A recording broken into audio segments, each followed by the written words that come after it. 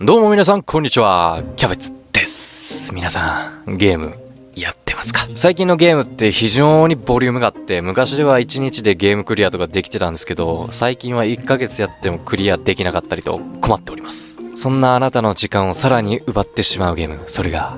オープンワールド。今回ご紹介するのは PlayStation 4のおすすめオープンワールドゲーム。オープンワールドってだけで買いたくなってしまう妙に魅力のあるこの言葉。この動画を見終わった後、あなたは全てのゲームを Amazon のカートにぶち込んでいるに違いない。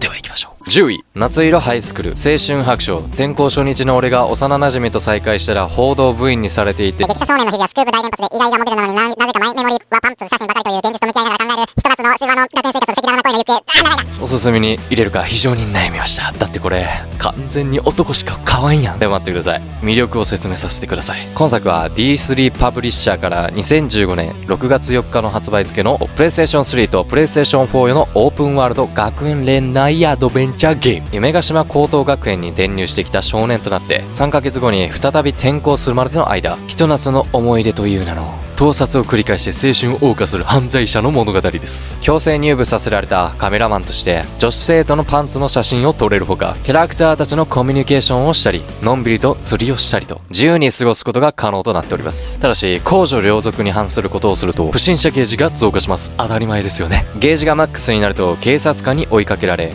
自由という意味を再認識させられることから、私キャベツ的にはえぎり腐ってるヤンキーどもにこのゲームを押し付けて自由という名の素晴らしさを再認識してほしい一作です。恋愛ゲームとしてはやや不親切なところがありますが、オープンワールドという概念を取り込んだことにより唯一無二のゲームとしてアイデンティティを確立。かなり賛否両論が分かれるものの、いろいろな意味で自由度の高いゲームが好きな方にはおすすめです。まあとにかく青春時代を謳歌できていなかったそこの中年親父ども、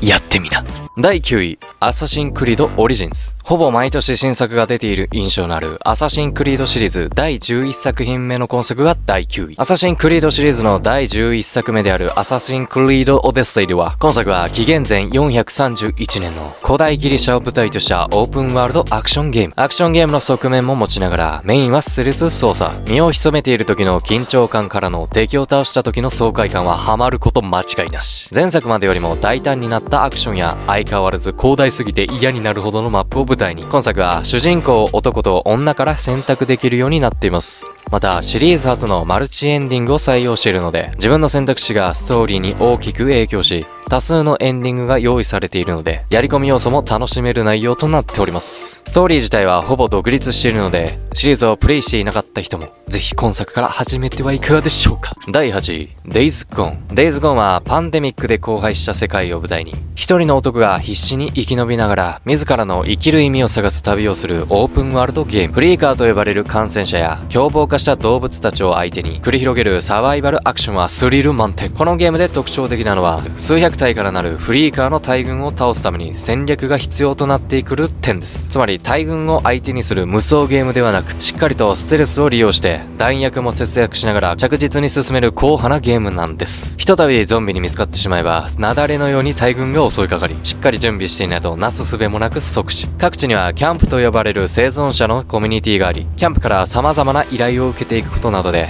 強力な武器やバイクのカスタマイズをアンロックできます。ストーリーも完成が高く、ぜひプレイしてほしい一作。第7位、デスストランディング。さあここで個人的にゲームとしては一番好きなデスストランディングをランクイン。ただストーリーが少し難解なこととゲーム内容が少し変わっているので、この順位のランクインにしました。デスストランディングはアメリカを再びつなぎ直すことを目的にしたゲームです。主人公であるサムは配達人であり、プレイヤーは配達をすることによって世界をつなぎ直していきます。オープンワールドゲームを揶揄する言葉でお使いゲーという言葉が上がりますが、デスストランディングはまさにそのお使いを目的にしたゲーム。プレイヤーはそのお使いに頭を悩ますことになります。とにかく移動するゲームであり、その道中は舗装もされていない道なので、転んだり滑ったりしながら目的地に向かうわけです。プレイヤーはゲーム中では一人。しかしオンラインでつながったプレイヤー同士で様々な痕跡を感じることができます。川にはしごや橋がかかっていたり、時雨と呼ばれる雨が降る場所ではそれを避けるための建造物が立っていたりするのです。そんな苦しい道を進み、ようやく目的地にたどり着いた時のカタルシスは、ソウルシリーズに通ずる海岸があり、お使いゲーって楽しいな。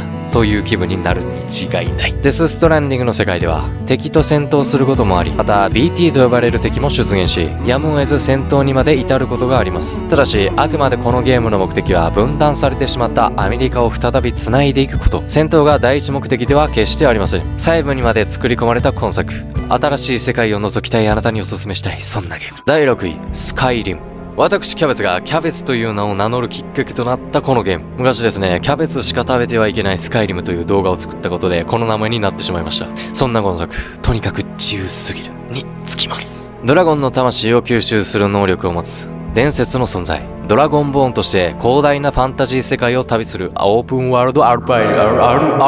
だよ。右手と左手にそれぞれ武器、盾、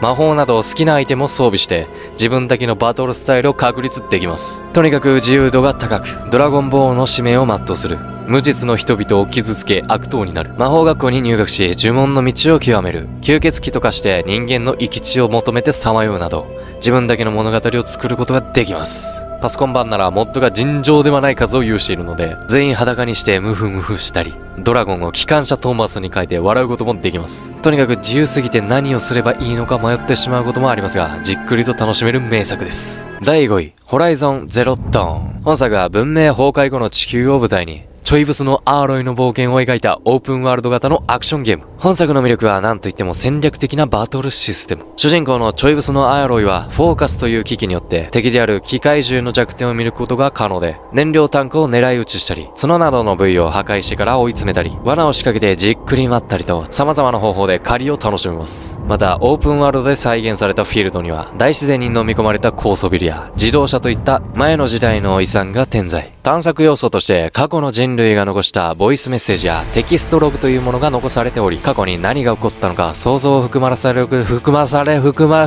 れることができます。廃墟好きや探索好きの方にもおすすめです。ただやはりなぜアーロイをあの顔にモデリングしたのか不明である。第4位、マーベルスパイダーマン。アメリカで最も人気なヒーローの一人、スパイダーマン主人公にしたプレイステーション4用のゲームソフト。ソニーとマーベル、そしてアクションゲームに定評のあるインソムニアックゲームズが協力して開発したオープンワールド型のアクションゲームです。ニューヨークの街並みをオープンワールド化しているのが特徴。タイムズスクエアなど実在の名所などを再現しております。やっぱ海外の街並みって整ってんなーって思いながら感動しながらビル群を飛び回ることができるわけなんですけれども、これがもし東京が舞台だったらいろんなとこで看板とかにぶち当たりそうですよね。ところどころにアイテムやミッションが隠されているので、やり込みゲーが好きな方にぴったり。本作は完全新規のオリジナルストーリーで、過去作との直接的なつながりはないので、スパイダーマン作品に詳しくないという方でも楽しめます。従来のファンはもちろん、オープンワールド探索するのが好きという方にもおすすめのゲームです。さあ第3位、ニーアオートマタ。このゲームは周回要素やストーリーが独特なので、第3位にこのゲームを入れるか迷いました。ただ本作の登場人物は全員魅力的で、特に 2B ではなく 2B、 全身にフェティシズムをぶち込んだようなこのエロいチャンネルを操作することができるだけでも最高のゲームです。本作の舞台は異星人に侵略された地球。